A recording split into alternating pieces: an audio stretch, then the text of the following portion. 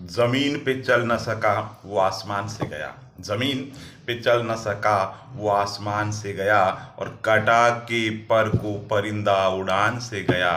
तबाह कर गई मुझे पक्के मकान की ख्वाहिश, मैं अपने गांव के कच्चे मकान से भी गया।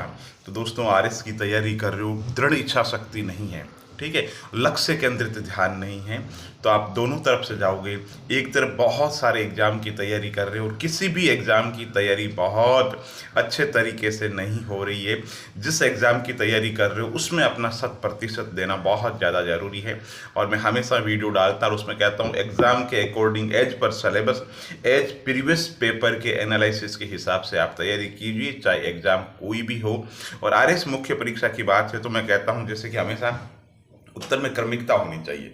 कैसे दोस्तों क्रमिकता होनी चाहिए? संक्षिप्तता होनी चाहिए। जैसे ट्रेनिंग सबसे आप भली भांति परिचित है, ठीक। अब आपसे पूछा जाए ट्रेनिंग जो है ना, किसी को भी ट्रेनिंग दी जाती है, सरकारी कर्मचारियों को ट्रेनिंग दी जाती है। आप सोच लीजिए किसी प्राइवेट फील्ड में और आप प्राइवेट वहाँ पर ट्रेनिंग ले रहे हैं, तो उसका क्या इंपॉर्टेंस हो सकता है? अब लिखने को कोई लिखेगा ट्रेनिंग से ये होता है, ट्रेनिंग से वो होता है, और एक का 50 शब्दों में फिक्स यूं लिखते हैं कि प्रशिक्षण का यानी कि ट्रेनिंग का लोक प्रशासन में या निजी प्रशासन में जो भी सवाल पूछ रहा है वही महत्व है जो बगीचे के लिए माली का महत्व है।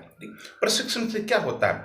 प्रशिक्षण से नया जो कैंडिडेट है, नया जो प्रतिभागी है, उससे कार्य की जो प्रकृति है, उसे क्या काम करना है, और अगर बहुत लंबा समय हो गया जॉब करते हुए तो क्या अपडेट है, यानी कि नई जानकारी और अद्यतन यानी कि अपडेट करने के अंदर प्रशिक्षण की महत्वपूर्ण भूमिका है। प्रशिक्षण से क्या होता है?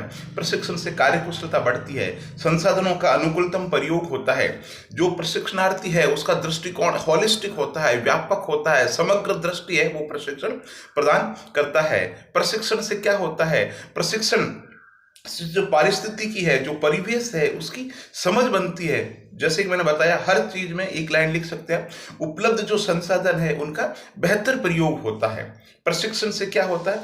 तुलनात्मक अध्ययन होता है, बाहर दुनिया के अंदर क्या हो रहा है। जैसे यहाँ की आईएएस को अगर रशिया में भेजा जाए ट्रेनिंग के लिए, तो वो ट्रेनिंग में सीख करके आएगा कि रशिया की प्रशासनिक व्यवस्था में वहाँ नवाचार क्या है, यानी कि नवाचार को बढ़ावा मिलता है। प्रशिक्षण के मन का जो अहंकार है अधिकारियों के अंदर या किसी भी व्यक्ति के अंदर, तो अहंकार खत्म होता है और उसको मानवीय बनाता है। तो ये प्रशिक्षण का मोटा मोटी महत्व है।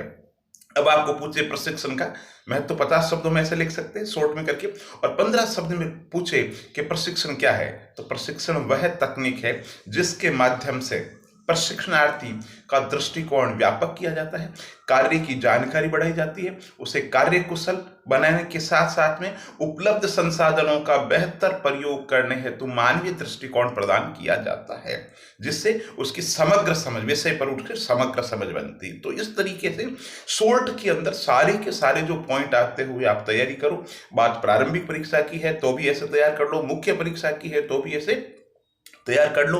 आप कहोगे साथ में मुख्य परीक्षा के पॉइंट ऑफ से वीडियो हो गया, प्रारंभिक परीक्षा पे ले लो।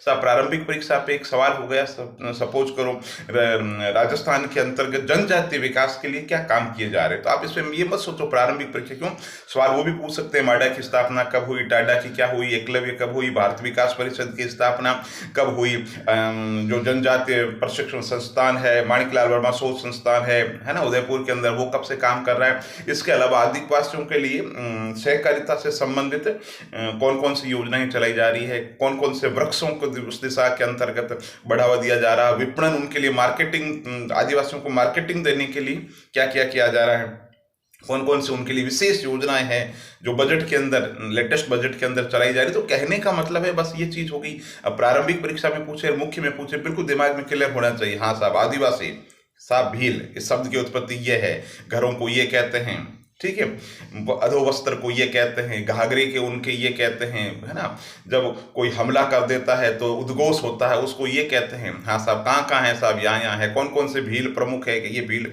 प्रमुख है, ये ऐतिहासिक दृष्टि से कहाँ उल्लेख है कि साहब ये उल्लेख है, ये प्रमुख शब्दावली है, इनके अंदर विवाह ऐसे होता है, ये सिस्टम है, सामाजिक व्यवस्था इनकी ऐसी होती है, बात खत्म। इसी तरीके से मीणाओं पे ले लो, इसी तरीके गरासियों पे ले लो, कहाँ पे उपलब्ध है कोई भी जनजाति, उसका इतिहास क्या है, कहाँ पे उपलब्ध है, राजस्थान की किस बेल्ट के अंदर उपलब्ध है, उनके विवाह से संबंधित, मृत्यु से संबंधित, जन्म विवाह से संबंधित जो सामाजिक संस्कार है उनकी लिस्ट बना लो। और कभी पूछे कि हाँ साहब, पूछो किसी भी जाति के बारे में तो खटाखट बता दो कि हाँ साहब ये जाति है, उत्पत्ति ऐसे हुई है, ये करते हैं, ये इनका नृत्य, यानी उसका सामाजिक सांस्कृतिक सब रूप से तैयार कर लो। तैयारी इस तरीके से करो, दोबारा किताब की जरूरत नहीं पड़े। खटाखट कोई चीज़ पूछा कि हाँ साहब राजस्थानी साहित्य के बारे में बताओ, कि हाँ साहब राजस्थानी साहित्य के अंदर ये जैन साहित्य, ये ब्राह्मण साहित्य, ये डिंगल साहित्य, ये आधुनिक समसामयिक जो साहित्य वो ये है, बात खत्म। ओके।